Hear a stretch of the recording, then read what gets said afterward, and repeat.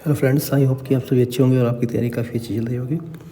तो आज ये जो एक वीडियो बनाने का मेरा मकसद था, वो जो आपके क्वेश्चन रहते हैं कमेंट में और उसके जो आंसर रहते हैं उनको आपको अच्छे से बताना कि क्या आपको करना चाहिए, क्या नहीं करना चाहिए। तो मैं आज इसी उद्देश्य के साथ आपके सामने फिर से हाजिर हुआ हूँ। तो आपके क्वेश्चन रहते हैं कि यूपी, पहला क्वेश्चन देखिए, यूपी घटना चक्र मंथली आता है क्या? देखिए, यूपी घटना चक्र जो तथ्य साथ होता है वो मंथली नहीं आता है। ये जैसे कोई एग्ज़ाम आने वाला होता है उससे पहले आता है एक्चुअली। जैसे मान लीजिए अभी यूपी, जैसे आर ओ का एग्ज़ाम है, तो अभी इन्होंने 10 अगस्त 2023 तक का अपडेटेड निकाला है। उससे पहले जब यूपी पीसीएस का एग्ज़ाम था उस टाइम पे इन्होंने 1 जनवरी 2023 तक का निकाला था। तो ये मंथली नहीं आता है, ये साल में 2 बार के लगभग ये आता है, यूपी घटना चक्र तथ्यसार। दूसरा क्वेश्चन ले लेते हैं, घटना चक्र ई दृष्टि जो आँख वाली होती है, करंट की मैगज़ीन कब आएगी? ये जैसे ही कोई एग्ज़ाम होता है उससे ये 20-25 दिन पहले, मतलब 25 दिन पहले, ये 25 डेज़ पहले ये मैगज़ीन आती है। तो करना क्या है आपको उसके अलावा बाकी जो करंट की मैगज़ीन होती है मंथली, वो पढ़ते रहना है। बाद में जब ये आएगी तब 25 दिन में आपको टाइम मिलेगा, इसको आपको फिर से रिवाइज़ कर लेना है। हर सब्जेक्ट की पूर्वावलोकन या कंपाइलेशन ऑफ ऑल सब्जेक्ट्स। देखिए, हर सब्जेक्ट की पूर्वावलोकन अगर आप देंगे तो 7 बैठेंगे टोटल, और अगर आप कंपाइलेशन देंगे तो 1 बैठेगा। तो इसमें ज़्यादा कंटेंट है, इसमें बशर्ते इसमें कम कंटेंट है। तो आप ये लेना ज़्यादा प्रेफर कीजिए। हर सब्जेक्ट की अलग अलग पूर्वावलोकन आप पढ़िए, क्योंकि आपके पास समय है उतना, आप इसको पढ़ेंगे, उसकी व्याख्या को अच्छे से पढ़ेंगे तो आपका अच्छे से हर सब्जेक्ट कवर हो जाएगा। आप कोई नॉर्मल एग्ज़ाम नहीं दे रहे हैं कि ग्रुप डी का एग्ज़ाम है या ग्रुप सी का आपका कोई एग्ज़ाम है कि आप कंपाइलेशन ऑफ ऑल सब्जेक्ट पढ़ लिया आपने और आपका हो गया। नहीं, आपको ये पढ़ना ही पड़ेगा। अगला क्वेश्चन, लूसेंट या किरनचीएस।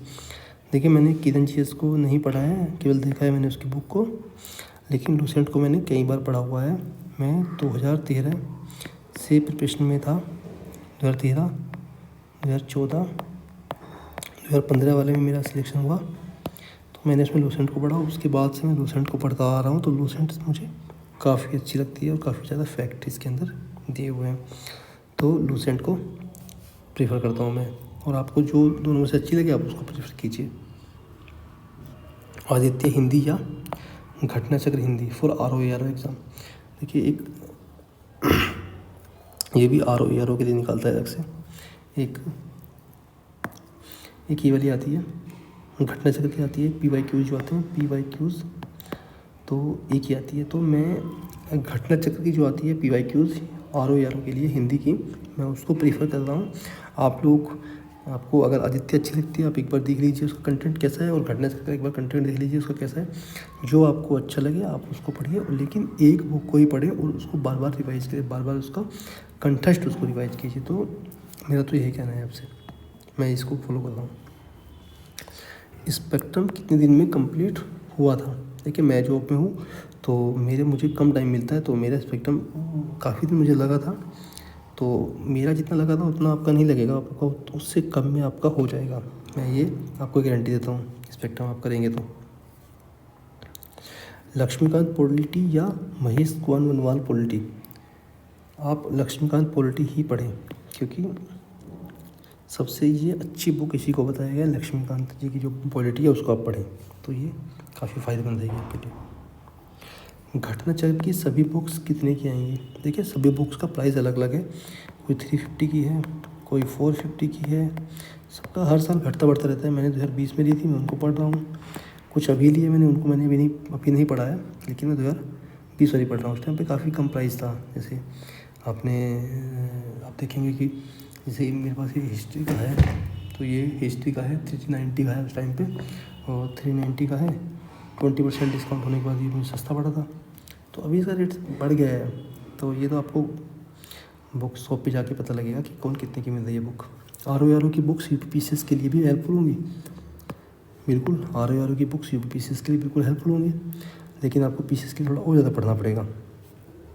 जो आर ओ में पढ़ेंगे उसके अलावा यूपीपीसीएस में आपको उससे थोड़ा सा ज़्यादा पढ़ना पड़ेगा, लेकिन बुक्स सेम है, हेल्पफुल रहेंगी आपके लिए। इन्वायरमेंट के लिए कौन सी बुक्स